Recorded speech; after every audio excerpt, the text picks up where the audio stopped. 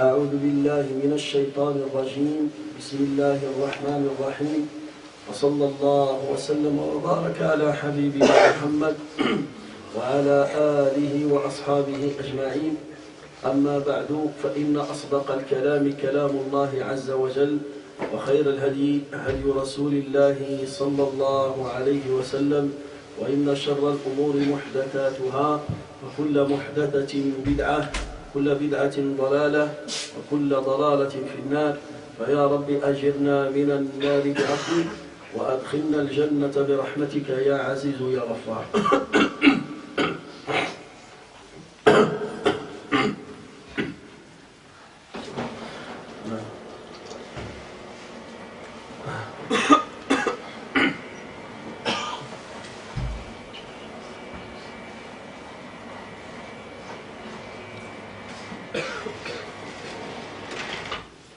Inch'Allah, on s'excuse pour le dérangement, mais Inch'Allah, bientôt, Inch'Allah, on va construire la grande mosquée. Il ne reste pas beaucoup d'argent, à peu près 1 million d'euros, ou 1,5 million, Inch'Allah. Rabbi Jibha, Inch'Allah, que Dieu nous facilite à collecter cet argent, Inch'Allah.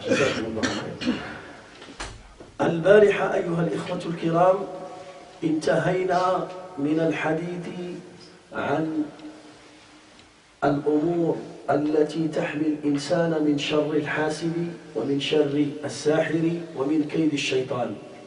واليوم سنواصل الحديث عن التوبة النصوح وسنبدأ بالشرط الثاني من شروط التوبة. قلنا الشرط الأول هو أن يتوب القلب وأن يطهر القلب وأن يغير القلب هذه الأمراض وهذه المعاصي بأمور يحبها الله عز وجل. الأمر الثاني في التوبة ألا وهو الإخلاص في التوبة. لماذا تريد أن تتوب ولمن تريد أن تتوب وما هو سبب توبتك. Inch'Allah, mes chers frères, hier on a fini l'explication des protections contre l'envie et contre la mauvaise œil et contre la sorcellerie et contre le diable. Et tout ce qu'on vient de parler, ça fait des mois, on a parlé sur le changement du cœur. Parce qu'on a dit le repentir sincère, il commence par le cœur. Il faut d'abord changer les défauts et les péchés du cœur. Aujourd'hui, Inch'Allah, on va parler sur la deuxième condition d'un repentir sincère. La deuxième condition d'un repentir sincère, c'est le fait de faire un repentir pour Dieu. Pourquoi tu veux arrêter de commettre des péchés? Pourquoi tu veux changer tes fautes? Pour qui tu fais ça? Qui t'a poussé à changer ton mauvais comportement à un bon comportement? Tu fais ça pour qui? Si tu fais ça pour satisfaire Dieu, et par la crainte de Dieu, et par la peur de Dieu, alors tu es dans le droit chemin et ton repentir, il va réussir.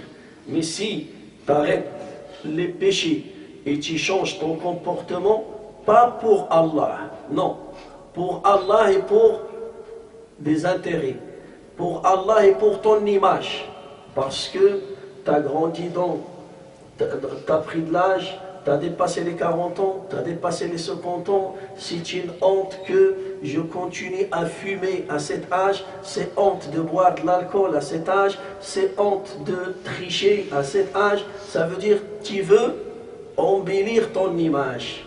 Et en même temps, tu fais un repentir, tu dis pour Dieu. Le repentir sincère, c'est le fait de le faire pour Allah seul. Il ne faut pas partager ton intention. Ton intention, elle est sûre et certaine, tu es sûr et certain que je fais le repentir pour qui? Parce que j'ai peur d'Allah, parce que j'ai honte d'Allah, parce que j'ai de la pudeur devant Allah Azza wa Jal. Allah Ta'ala, il m'a donné, Allah Ta'ala, il a caché mes péchés, il ne m'a pas dévoilé. Moi, je fais des péchés jour et nuit, matin et soir. Et Dieu, il m'a caché. Dieu, il ne m'a pas dévoilé. Alors, il faut avoir la pudeur d'Allah Azza wa Jal. C'est pour cela, le premier début c'est le fait de faire le repentir pour Allah. Al-ikhlasu fi tawbah. S'il n'y a pas cette condition, ton repentir il est refusé.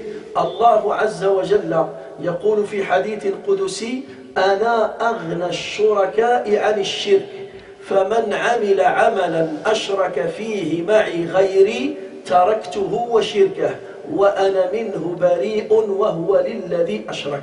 Notre Dieu, il dit dans un hadith divin, il nous dit, celui qui fait un acte d'adoration et dans son intention il fait cet acte pour moi et pour une autre personne, ou bien pour lui-même, alors là, je ne vais pas accepter son acte d'adoration et je vais le délaisser. Pourquoi? Parce que Dieu, il t'a créé seul. C'est lui qui t'a créé, c'est lui qui te donne ta subsistance, alors il mérite d'être adoré seul. Il ne faut pas partager les actes d'adoration avec une autre personne. Même pour faire plaisir à toi-même, on s'appelle ça ash-shirku billah. Ara'ayta man ittakhadha ilahahu hawahu. Il y en a des gens qui adorent leur passion, qui adorent leur intérêt, qui adorent son égoïsme, qui adorent son orgueil. Falidalik, tu veux faire un repentir, pourquoi? Pas pour nettoyer ton image devant les gens, non. Pas parce que tu as honte devant les gens, non. Tu fais un repentir pour qui? Pour satisfaire Allah et tu fais le repentir pour Dieu. Ça c'est la deuxième condition. La troisième condition, et ça c'est très important, et c'est ça qui va nous montrer pourquoi plusieurs personnes ils font le repentir, mais ils ne gardent pas ce repentir longtemps. C'est à cause de cette condition. Cette condition, il s'appelle le regret, an-nadam. Il y en a certaines personnes, il fait le repentir, mais il n'a pas regretté ce qu'il a fait au passé. Et le regret, c'est quoi? Le Nabi sallallahu alayhi wa sallam dit dans un hadith sahih, an-nadamu tawbatun. Le regret égale un repentir. Le regret, c'est le repentir. Si tu n'as pas regretté, tu n'as pas fait de repentir. Le regret, هو شعور الندم هو شعور يستشعره النادم المؤمن في قلبه كالنار التي تحرق قلبه وتحرق كبده من شدة ما يندم ومن شدة ما يبكي ويتألم فترى هذا النادم كلما تذكر معصية من معاصيه أو رأى غيره يقوم ويقع في هذه المعاصي إلا ويتفطر قلبه وتخشع عيناه وتدمع عيناه بكاء وخوفا من الله عز وجل. Le musulman, quand il fait un repentir, il doit sentir le regret. Et le regret, c'est quoi? Le regret, c'est comme un feu qui brûle ton cœur. Il brûle ton cœur. Ça veut dire à chaque fois, tu te rappelles de ton péché, tu pleures, tu es triste, tu n'es pas bien, tu as peur d'Allah Azza wa Jal. À chaque fois, tu vois une personne qui commet ton péché, qui fait la même chose comme toi, qu'est-ce que tu dois faire? Tu dois pleurer, tu dois trembler, tu dois avoir peur. Tu dois sentir la crainte d'Allah Azza wa Jal. Tu vas courir vers Allah. Tu fais des ablutions, tu fais des sadaqas. À chaque fois, tu te rappelles. Ou bien tu passes devant un endroit qui te fait rappeler que tu as fait le péché là. Tu as commis le péché là, alors tu pleures et tu as peur. Et ça, la majorité, plusieurs personnes, au contraire. Quand il fait un repentir, par exemple, il était un fumeur. Au passé, il était un fumeur. Et quand il passe, ou bien il voit des gens qui fument, quand il se rappelle de son péché, il se rappelle de ce péché avec fierté. Et tu vois un sourire dans son visage. Il sourit. C'est comme il sent un manque. Ça lui manque, ce péché. Il a bu de l'alcool au passé. Quand il passe devant une boutique qui vend de l'alcool, ou bien il voit quelqu'un qui porte une bouteille de champagne, ou bien il y a le réveillon, par exemple, il se rappelle de ses fautes avec nashwa. Puis nashwa, ça veut dire avec plaisir. Et ça contredit le repentir. Ça, ce que tu as senti dans ton cœur, ça contre. Il y en a même qui va partir loin et commence à raconter ses péchés de passer avec fierté. Moi, à l'époque, wallah, je bois 1 litre de whisky et ça ne me fait rien. Moi, à l'époque, j'ai fumé 2 packs par jour. Moi, à l'époque, j'ai fait ça. Moi, à l'époque, les filles courent derrière moi. Pourquoi ils courent derrière toi? T'as quoi là? Il y a des gens comme ça. Et ils croient qu'il a fait un repentir. Et ça, c'est catastrophique. Ça casse tout ce que tu as fait. Parce que l'imam Ibn al-Qayyim et d'autres savants, ils ont parlé sur un sujet très important. Ils ont posé la question. Hal التائب من الذنب إذا تاب من ذنب لمدة طويلة ثم عاد إلى نفس الذنب فهل يغفر له ما مضى ويحاسب على الذنب الجديد أو يجمع له الماضي والحاضر. L'imam Ibn al-Qayyim et d'autres savants, ils ont posé une question pour traiter un sujet. Par exemple, quelqu'un, ça fait 10 ans, il a bu de l'alcool. Et ça fait 10 ans, il a arrêté. Il a fait un repentir, il a arrêté. Et aujourd'hui, après 10 ans, il va commettre le même péché. Il va boire de l'alcool. Nous on dit, le hadith, celui qui fait un repentir, c'est bon, ses péchés seront effacés. Mais maintenant, après 10 ans, il revient au même péché. Est-ce que Allah Ta'ala, il va lui rassembler tous ses péchés, il va rassembler les péchés de passé et de maintenant, ça veut dire les 10 ans, c'est pas compté. C'est comme il n'a jamais arrêté de boire de l'alcool. Ou bien, non, le passé est pardonné et le compteur des péchés il commence aujourd'hui. Alors la majorité des savants, ils ont dit, il va être puni sur le passé et sur le présent. Pourquoi? Parce que son repentir, il n'était pas sincère. Si son repentir était sincère, jamais il va retomber dans le même péché. Si son repentir était sincère, était correct, était véridique, normalement, il a regretté ce qu'il a fait. Et quelqu'un qui regrette, on a dit, quand il se rappelle du péché, son cœur, il tremble.